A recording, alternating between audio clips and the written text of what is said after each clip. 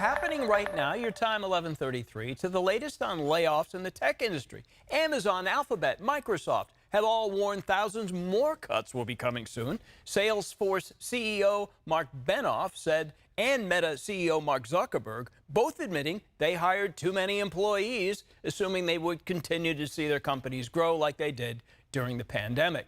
In Silicon Valley, which is in the high-tech capital of the world, 3 tech companies announced Tuesday they're going to be laying off more workers. SAP cutting 224 jobs.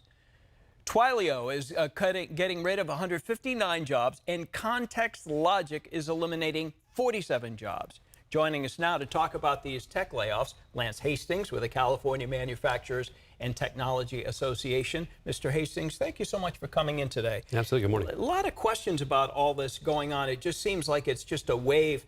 The tech companies are laying off 70,000 workers. These are big companies. You got Google, Amazon, Microsoft. What kind of jobs are these that are going away? Interesting. There are jobs all over the organization. So it's just not one section of the company, which for me leads me to believe that it's kind of a reset in the post-COVID environment as we're trying to come out of that. We're still in it, but it's coming out of post-COVID.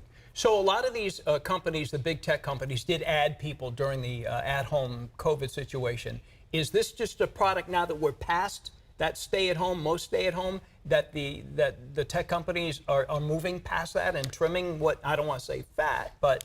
Yeah, I mean, I think so. There's some anxiety about the economy. We have high interest rates. Inflation, thankfully, is slowing.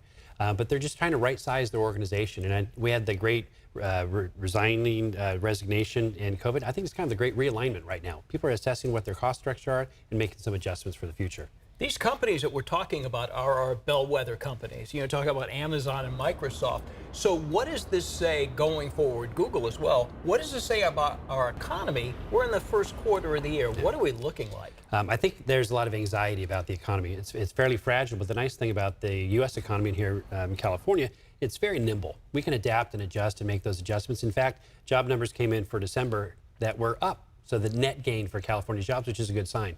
Tech and manufacturing jobs, however, are the most important jobs to the economy because that really drives the economy. Do most companies, as a rule, when they do cuts, they do them all at once so people aren't wondering if the next round is coming? I think they try to, but there's also some regulations that make them announce that layoffs are coming. So they do that, but I think it's better to do it all at once and assess. I know the CEOs are addressing their employee bases right now, trying to reassure them. But yeah, it's an anxious time, I think, for everybody. Yeah. So the cuts that we're talking about are big Bay Area and Silicon Valley companies. With all that going on, will that affect the Northern California region, your Sacramento, Stockton, Modesto area? It'll have a ripple effect. I mean, Intel here, we have a long history with Intel at CMTA. There, again, is some anxiety, but in terms of the numbers of cuts, we're probably a factor of 1/10 of the cuts there in the Bay Area. But it makes news when there's layoffs, not so much news when they're adding jobs along the way. So we'd have to just make sure we reconcile the two. Okay, Lance Hastings, we thank you so much for your insight. A lot of people wondering what's going to come next, and we're glad you could come in today. Thanks again. All right.